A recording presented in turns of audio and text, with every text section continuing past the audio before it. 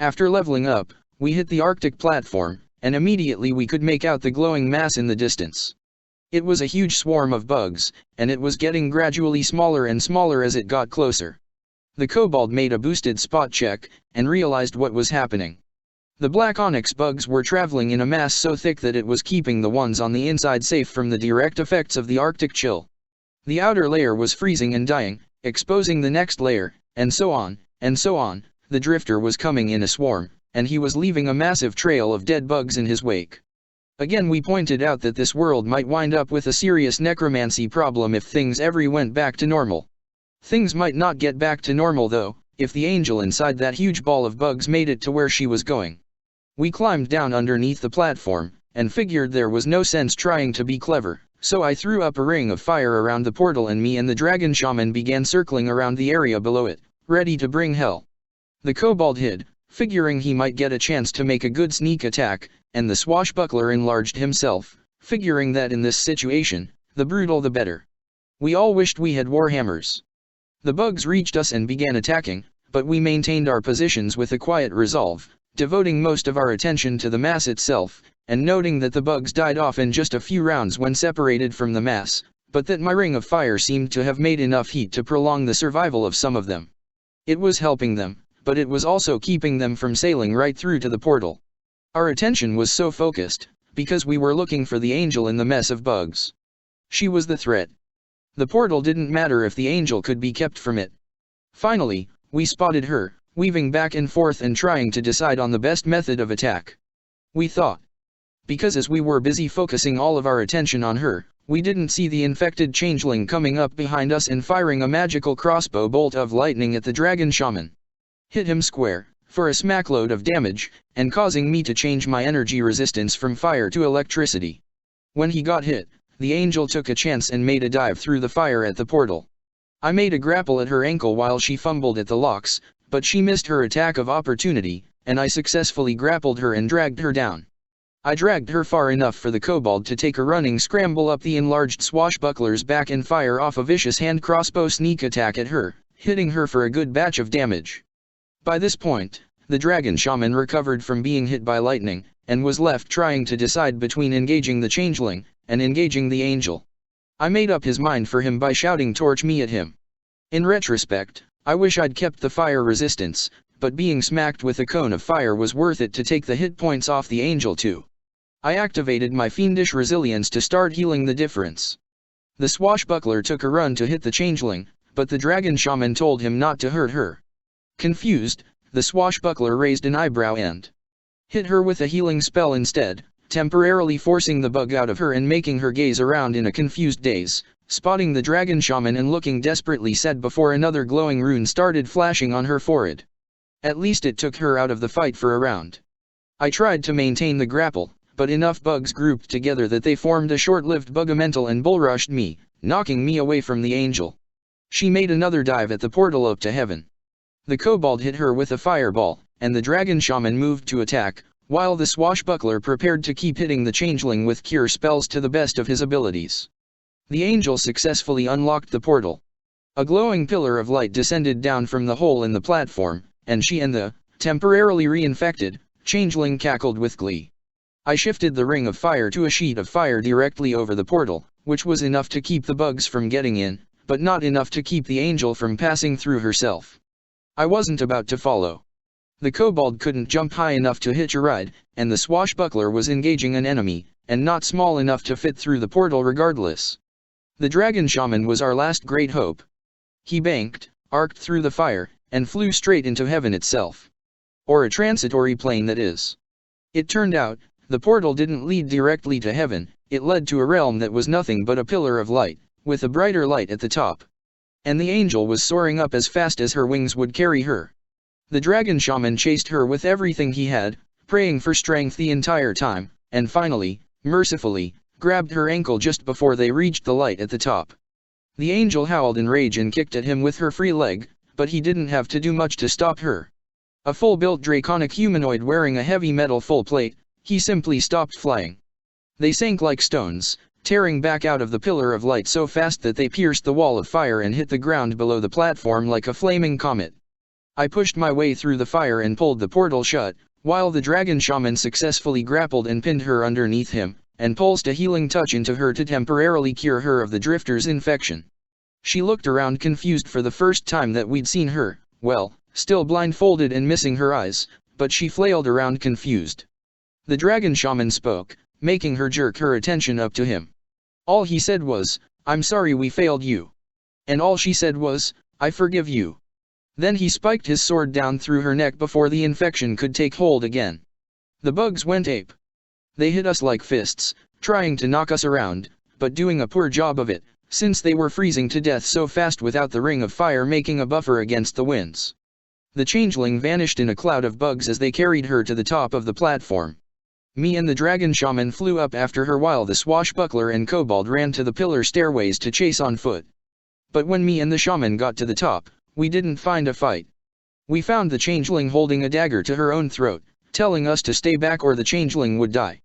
Me, good, I don't care if she lives or not. Fire an eldritch blast.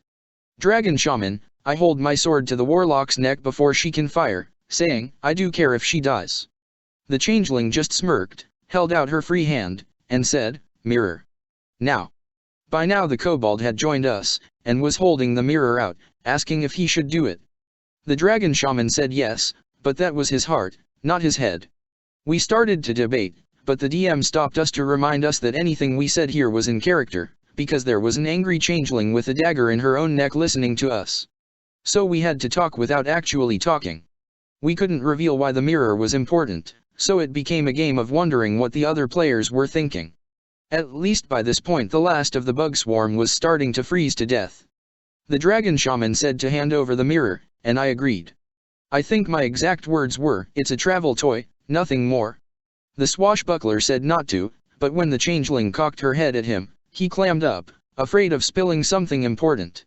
In the end, the kobold threw her the mirror. She backed quietly towards the door to the consecrated ziggurat, opening a portal and stepping through it.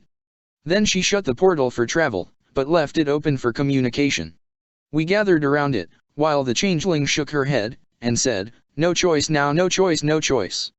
Just wanted to leave, we just wanted out. Only way out now is to ruin everything. We're going to raise this planet." She shook her head and set the mirror down at her feet, before looking up at the dragon shaman directly. "She's suffering because of you." And then made some kind of gesture that caused the mirror to shatter into dust. As the portal faded away, we could see the changeling through it, the rune fading from her forehead as she looked around confused and scared, the drifter willingly uninfecting her just to let her starve to death in a temple God knows how far underground with nothing but bones and dust to keep her company. The dragon shaman's player actually looked a little ill, rubbing his forehead and saying no. Then, the 3 remaining doorways all crumbled to dust, leaving nothing but an empty platform, and 2 undetectable portals that can't realistically be opened. And us standing there in the Arctic, with no mounts. Kobold, sure is a good thing I just learned how to cast teleport and the drifter doesn't know about that. And with that, the kobold snapped his fingers, and we disappeared in a flash, reappearing at the courtyard to Mercy Glade Asylum. Me, really? Kobold, I'm sorry. It was the only location in range of my teleport spell. Without a distinct mental image we could have wound up shunted of anywhere. We're in range of Makuhir now though, I can get us there first thing tomorrow. So, we ran away from the asylum, hoping no ghosts noticed we were back, and found a suitable location far enough from everything that we could make a makeshift camp and settle down for the night. We were far enough away from everything that we even saw some uninfected animals. That was a relief. The drifter wasn't literally everywhere yet. But it was only a matter of time. We had to get back to Makuhir and find a way to stop him. So, that's that. Until next session, thanks for reading my incoherent ramblings. The pillars of good and evil for this world are dead. According to the angel, dead is better than gone, as this world is still a material plane rather than being plunged into one of the upper or lower planes. What that means for the distant future is a question, but a more pressing question is what our immediate future is. After all, the drifter can infect creatures by swarming the hell out of them, and now he has bugs that create localized disintegration effects. There are 2 fortunate things to consider for us. 1. If he had enough disintegrate bugs to destroy the world, he probably would have already. The effects of their explosions are limited to a very manageable area, and while he could seriously mess some stuff up given time, there are limits to what he can do. We hope. 2. Every infected creature we've seen has been less than epic. A lot of young to adult dragons, massive beasts, and the like.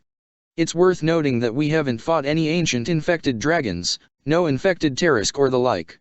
At the end of the update, our party was camping in the woods dangerously close to my wisdom-wrecking backstory. We'd found some uninfected animals in the woods, which meant the drifter hadn't focused too much on this continent.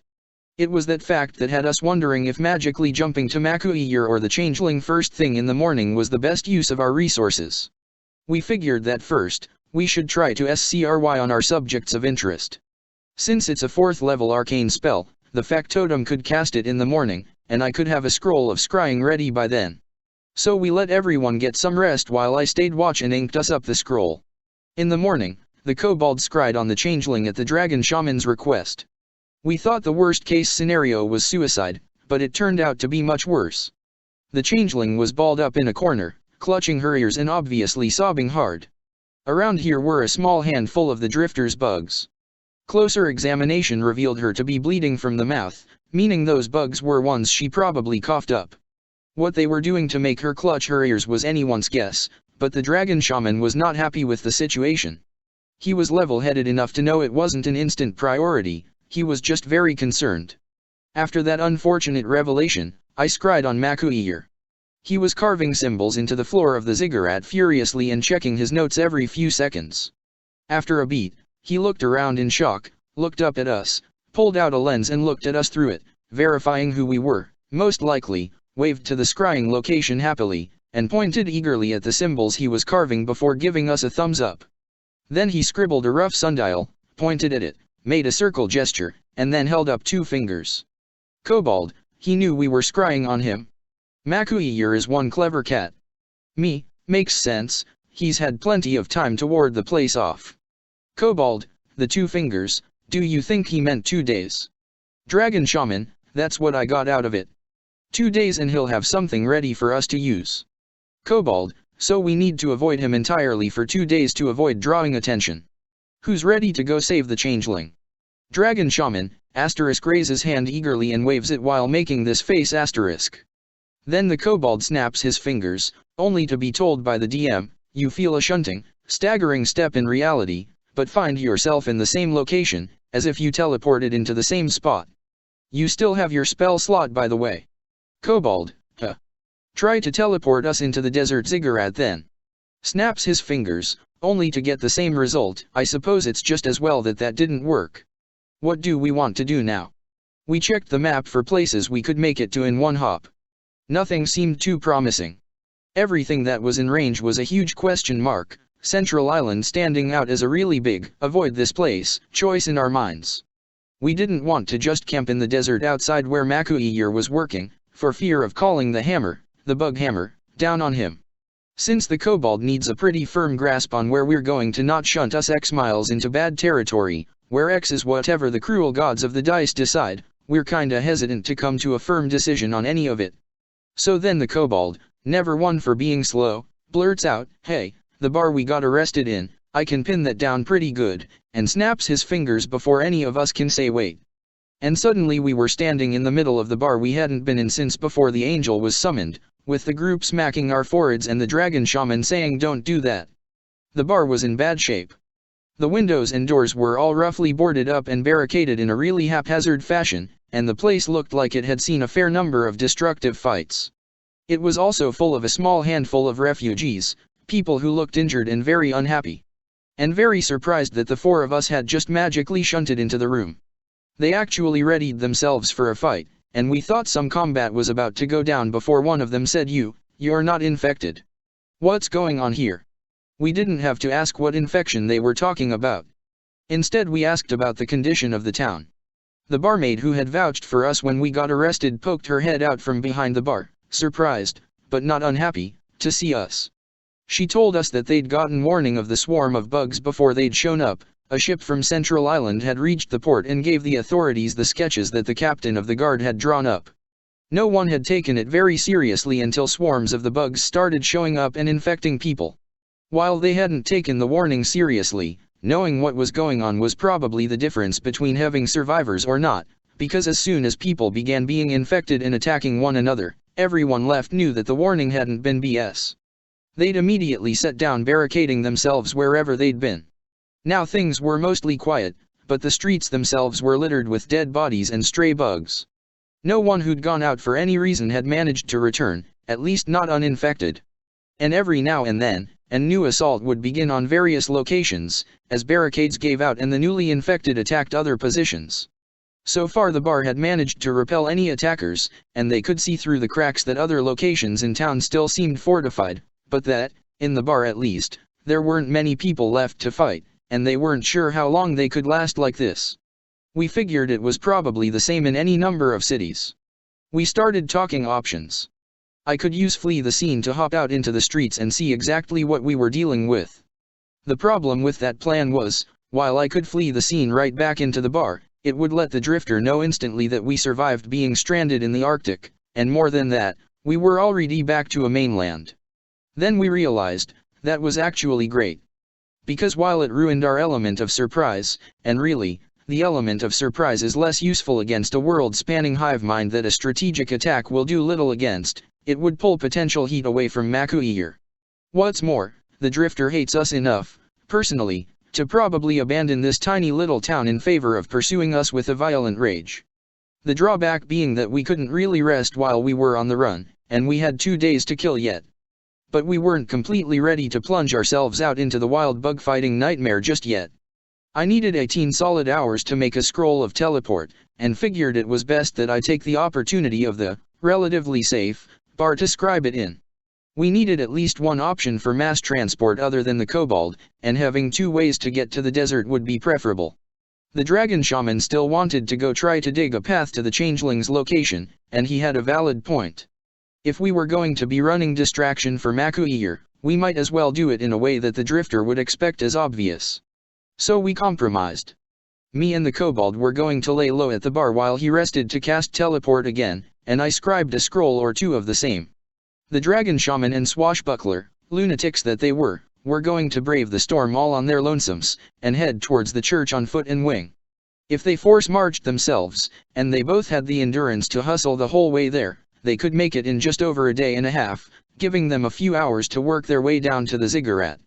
Now, we have no clue how deep it is, but the dragon shaman's stance is that it doesn't matter, because more than anything they're just trying to buy Makuhir, and the town, and any other surviving towns, time by dangling themselves out as bait that we know the drifter will take. He's going to try to make it as far down as he can. In fact, his plan is to start killing any of the self-destruct bugs he can find and hurling their gems at the same spot, in the dirt, trying to tunnel down with disintegration, which you gotta admit, is a pretty sound plan to come up with under pressure and with no real options. So that's exactly what we did, with an agreement that in 2 days, on the money, me and the kobold are going to teleport to the abandoned church, grab them, and teleport to the desert, and go from there. The dragon shaman and swashbuckler sneak out into the streets and start booking it with everything they have in the direction of the abandoned church. They actually make it part of the way through the town before finally drawing attention to themselves, but when the hammer drops, it drops hard. The entire street they were on fills with a wave of bugs barreling down at them from both directions, forcing them to go up. The dragon shaman flew, the swashbuckler did some acrobatic bounding and leaping up nearby fixtures until he made it to a rooftop. They ran for all they were worth, tumbling, diving, and avoiding the thickest of the bugs. Fortunately, they made it far enough from the bar that we didn't also become a point of interest. So I set to scribing while the kobold set to helping with the wounded and keeping his eyes peeled for trouble. On their path, they were accosted by any number of infected people and animals. The drifter liked swarms of bugs, not illogical, he liked bugs a lot before becoming the hive mind anyway, but even where the swarms were heavy, there were still infected creatures. Which meant the massive walls of bugs were mostly from when he was trying to hammer stomp the angel, which turned out to be a successful strategy, so, go him. Along the way, the drifter would harass the dragon shaman about what he was doing to the changeling, and there was no stopping the mental assault.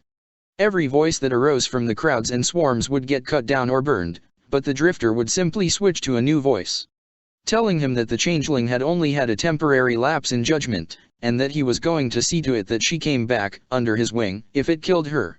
We did a bit of a flash forward on the story here, as detailing my scroll scribing and the dynamic duo's sprint through bug-infested wilderness would be tedious at best.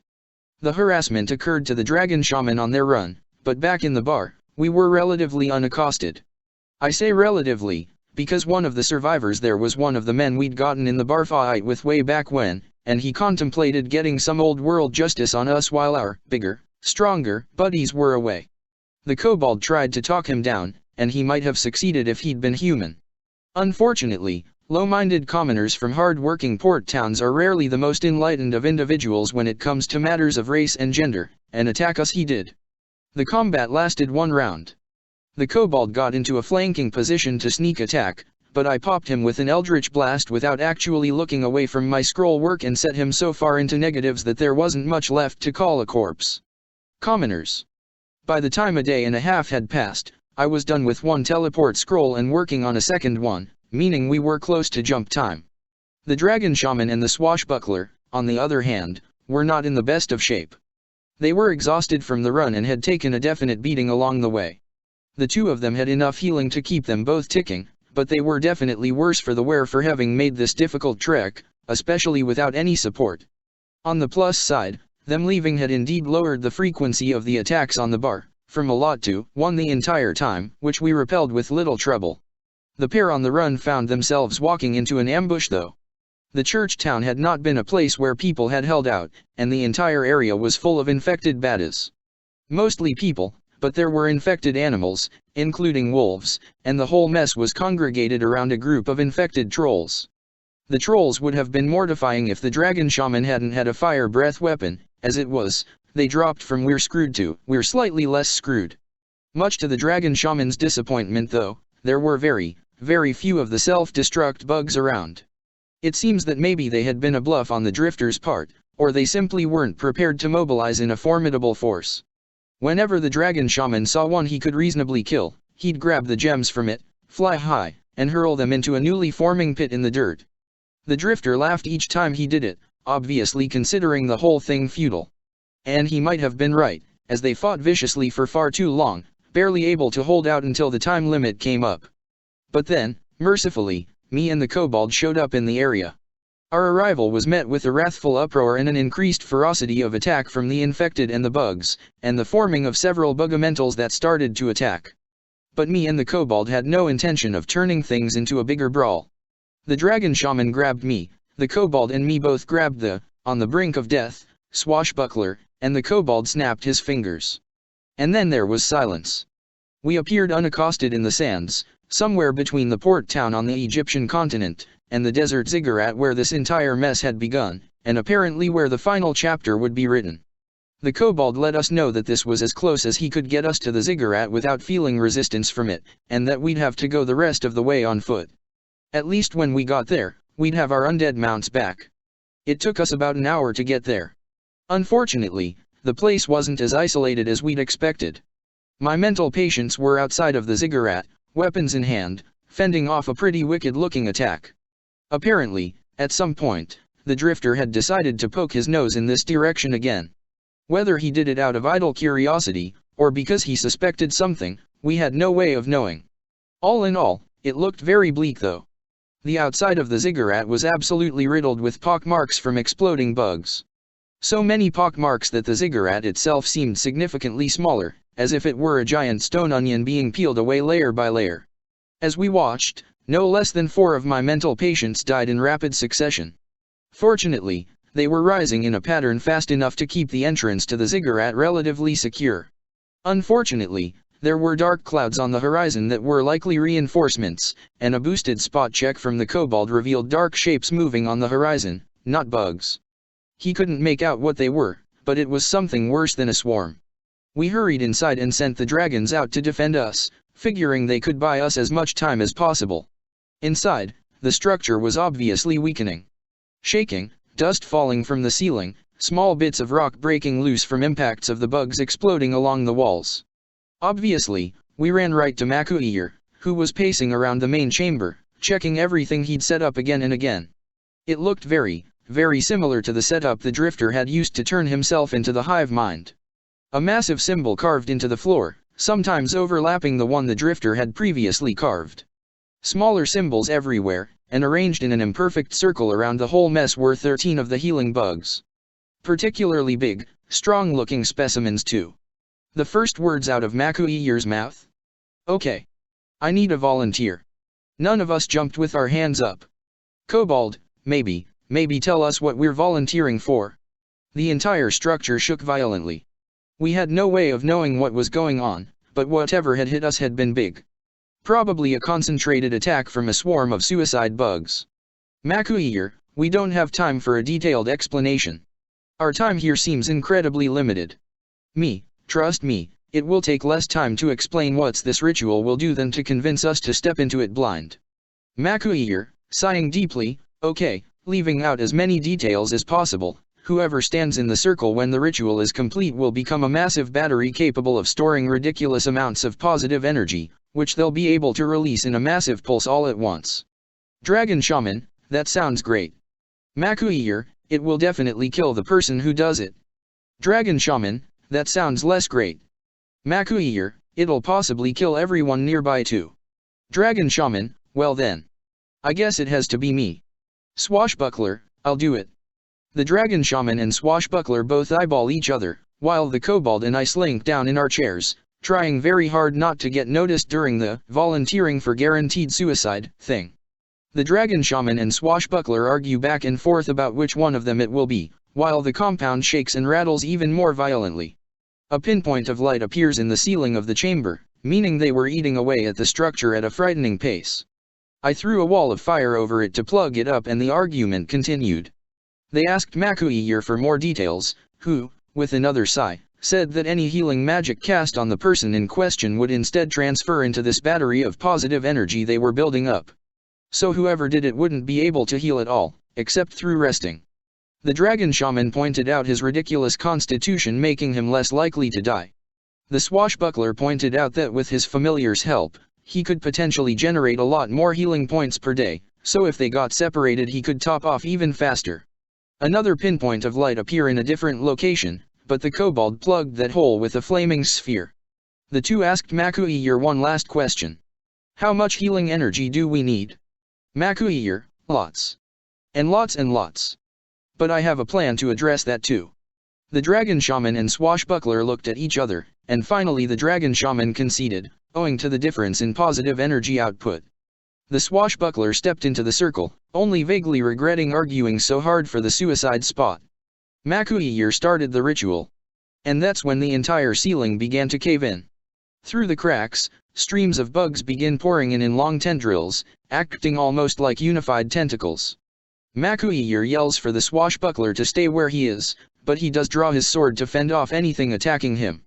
We don't know if the drifter realizes we're even performing a ritual. He might just be attacking out of spite and out for revenge, but our goal is still to keep him away from the Swashbuckler as best we can. Sunlight begins streaming through the cracks in the roof as large chunks of rubble give way. The Dragon Shaman takes to the air and begins roasting the tentacles with his fire breath at the thickest parts, and hacking at them in impotent fury while waiting for his breath to recharge. The factotum tells me to put a ring of fire around the ritual area, which I do. My exact response was, "It's a solid plan, and I endorse it." After I throw up the fire ring, the Kobold springs into it to protect the Swashbuckler directly. I fly into the area too. The Swashbuckler was going to cast Repel Vermin on himself, so we could really focus on protecting Makuiyer, but Makuiyer said that would ruin the ritual. At one point, Makuiyer did get swatted to the ground by a tentacle made of living bugs, but the Kobold hit him with his healing touch to patch him up and the ritual continued. At one point, a massive chunk of the ceiling gave way all at once and began falling directly onto the Swashbuckler, but the Dragon Shaman flew himself in the way of it, and with a strength check, managed to deflect it off to one side, while suffering massive physical trauma from basically using himself as a cushion to protect the Swashbuckler. After a few more rounds of fighting the tentacles, it got real when through the cracks, actual non-bug monsters began jumping down. We had to make spot checks due to the confusing nature of the battlefield, falling stone, ritual chants, a ring of fire, and the air full of OMG bugs. We made out at least a few dozen people, a handful of minotaurs, and what looked like living statues, gargoyles, all with runes glowing on their foreheads. The fight was bad. Even being high level, we were really outgunned, and missing our heaviest hitter, who was forced to watch us failing to stamp out a problem he could have easily taken by enlarging himself and starting to body slam. Finally though, we held out for long enough that Makuiyer pointed a TTHE swashbuckler and said the last few words of his chant. Instantly, the swashbuckler was swarmed by the healing bugs. Good thing he didn't cast repel vermin or something. That was a case of our DM protecting us from our own short-sightedness. At first only the healing bugs used in the ritual swarmed him, but eventually, every healing bug still active crawled out of the cracks and made their way to him the best they could, coating him in a chitinous shell of writhing golden insects. He began to glow with a heavenly light, and in a massive pulse, the insects all simultaneously died and fell to the floor around him, and he was left with a vague otherworldly glow. Makuiyer smiled broad and said it had worked. As a beneficial side effect, the pulse of the ritual finalizing was enough to kill every bug in the chamber, and heal the creatures we'd been fighting. Unfortunately, the idiot gargoyles just continued attack, but the surviving minotaurs and people helped us finish them off, and we got a few seconds to catch our breath. We could hear the bugs outside making their hideous buzzing chittering noise, and we knew they were just reswarming. We had to escape, and doing it on foot would be suicidal. I still had one scroll of teleport, but it was only enough for our group. I couldn't even bring my mental patience, let alone any of the surviving group. They were very upset about that revelation, but the kobold calmed them by pointing out that if what we were trying to do worked or failed, nothing that was happening right now would matter, once for a good reason, one for a horrible reason. We looked over the glowing swashbuckler, who just gave a small sad smile about his impending self-destruction. We asked Makuiyer how much healing energy we needed. Makuiyer told us there was no way of knowing for sure, but that when he had enough stored, it wouldn't even be a decision for him. He'd just pop in a brilliant display of positive energy, and God willing, it would be enough. If it wasn't, well, there's always suicide. We said our goodbyes, with Makuiyer pulling out a few wands and promising they were going to go down swinging. Then we sprinted up through the tunnels, the much shorter tunnels, now that most of the structure had literally been turned into dust over us. We booked as fast as we could while Makuiyer and the other survivors caused a distraction by fighting in the main chamber, and when we got far enough away, we linked hands, and realized that we didn't have anywhere to go. Dragon Shaman, the bar. Kobold, Lunacy, the Drifter could put two and two together what we were doing in that area, and he'd expect us to return. Swashbuckler, well, Central Island is damn well not going to work. Last we saw the air was literally just a wall of bugs. Dragon Shaman, same for the jungle area, even Papa Hino wouldn't have been able to do much against that mess. Me, ugh. Kobold, what? Me, Mercy Glade. And then I snapped my fingers. And we were once again left looking at the front wall of an asylum full of angry ghosts. And in this part of the world, the sun was setting. We leveled up here, by the way. Actually, this was the end of the Tuesday campaign, so there's one more campaign, and then the climax. I'm going to go ahead and post this now, not because I want to keep teasing, I'd really love to be done with this, but because we game again tomorrow night and I don't know how much I'll be able to get written up before our next campaign starts. Doing my best, promise. Edit. Oh, and I finally took Eldritch Cone. So we're in front of Mercy Glade Asylum, and the swashbuckler is glowing faintly, having become our Deus Ex Machina. We need to pump him full of as much healing magic as we can realistically get our hands on, and we need to do it quietly enough that we don't just get hammer stomped into the ground by the Drifter. The world's teetering on the brink of total collapse under his ravenous influence, and we have no secret allies or hiding spots left, except for a haunted asylum sure to be the death of us. The swashbuckler is our only remaining card, so to speak. It's officially just us versus him. So first thing is first, we pump, almost, all of our remaining healing magic into the swashbuckler. The Dragon Shaman dumps all but 5 of his lay on hands healing touch, the swashbuckler uses most of his spell slots to cast cure spells, and the kobold uses every use of his own healing touch. We only saved enough healing magic to stabilize party members who hit negatives, for emergencies. All in all, we pumped close to 500 hit points worth of positive energy into the guy, and we could see the difference quite clearly. His glowing aura became very pronounced, giving off a strong light. That was bad news. He was a bright shining beacon that said, "I'm the special one, kill me first," not to mention making him harder to hide in the approaching darkness. Speaking of which, The rapidly approaching darkness had us once again, third time now, booking away from Mercy Glade Asylum as fast as our legs would take us. We didn't even have our zombie dragon mounts to drag us along at a rapid pace, it was just the four of us, running through the mountainous woods, and hoping we didn't find any trouble. We weren't in a great position for combat, what with all our healing magic being tied up. We ran through the woods, trying to keep a low profile as the sun set, as low a profile as one can when you're glowing with the energy of a small holy sun. After we'd gotten far enough from the asylum, we took to trying to figure out what to do about the swashbuckler's light. He couldn't suppress it, but we found that if we wrapped him in enough fabric we could stifle it. It still shone through, but not as a piercing floodlight of divine energies. And it was at this point that we realized, we hadn't run far enough from the asylum to escape the notice of some of the vengeful spirits inside of it. A few ghostly figures of rotting mental patients and orderlies came floating out between some of the trees, howling maddeningly. I'm not ashamed to say that we ran for all we were worth. I would fire eldritch blasts back at them, and occasionally connected, even killed a few, but they pursued us for miles before finally turning back. Why they turned back is something you can speculate on, but we came to the conclusion that there's only so far from their haunted home they could realistically go, and we finally got out of their range of attack. Fortunately we didn't take too much abuse during the run, but we'd cut into the nighttime hours we could rest during, and we needed to rest to recover any healing energies we had to put into the swashbuckler. It also occurred to us that I had, strangely, become a valuable meat shield. The dragon shaman still had a huge AC and high con, but most damage he took, he was going to have to deal with, as we couldn't afford to waste it on stupid things like life-threatening wounds. But I had fiendish resilience, which meant that once a day, I could turn on fast healing and shrug off injuries that should kill me. It wasn't perfect, but I was the only one of us that could hit negatives, and still stand back up afterwards. I was hesitant to fling myself out in front of the party though, for any number of reasons, including cowardice, selfishness, and the realization that I'm still squishier than the other three party members are by a long shot.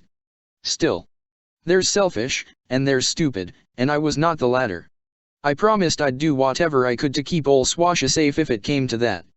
I also had to keep watch the entire night, which put me in a state of irritable sleep-deprived fatigue. The other party members needed a full rest to recover their assets, I didn't. So while it was prudent, I still had to stay awake all night staring out into the darkness for signs of trouble. Leaving the unhinged and unashamedly evil witch guarding you while you sleep was an interesting decision for the party to make, but I didn't bring it up. Just did my job. In the morning, they once again started pouring as much healing magic into the swashbuckler as they could. I quote the DM here, he begins to glow with a brilliant light that rivals the rising sun. We didn't know how much healing energy we needed, but when you start glowing brighter than the rising sun, you know you're probably close to it. You know you're also a big sore thumb on an otherwise bleak and ravaged landscape, and predictably, we were spotted by a single drifter bug. We spotted the glowing run on its back when we turned away from the swashbuckler to shield our eyes. It was just sitting peacefully on the side of a tree, staring at us. It didn't attack, it didn't try to escape, it didn't even move. It just watched us. I plunked it with an eldritch blast, but it didn't matter whether the bug lived or died, what mattered was the drifter had done the smartest thing he could have. Send a small number of bugs to as many locations as possible. And now he knew where we were. Before we even had a chance to discuss what we were going to do, the first wave of attack came down on us. It wasn't an epic assault, a few deer, a wolf, and some small woodland critters. The combat wasn't difficult, though it was exhausting knowing that every tiny little scratch or knock on the head from a hoof was going to stay there for lack of a way to cure it. But the fact that we were being attacked by infected woodland creatures was not good news for us. After we killed the infected creatures, and watching them dissolve into swarms of bugs afterwards, fanning out to likely infect more creatures, we ran.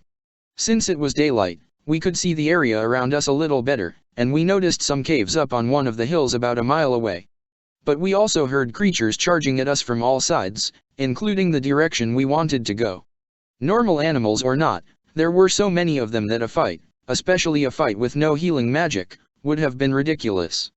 Fortunately, the kobold recalled that his spellcasting was recharged, and we linked hands. He snapped his fingers, and teleported us into the cave mouth. Out of the frying pan, into the fire. The smell hit us all at once on our arrival in the strange unexplored cave system. It wasn't just an empty stone face.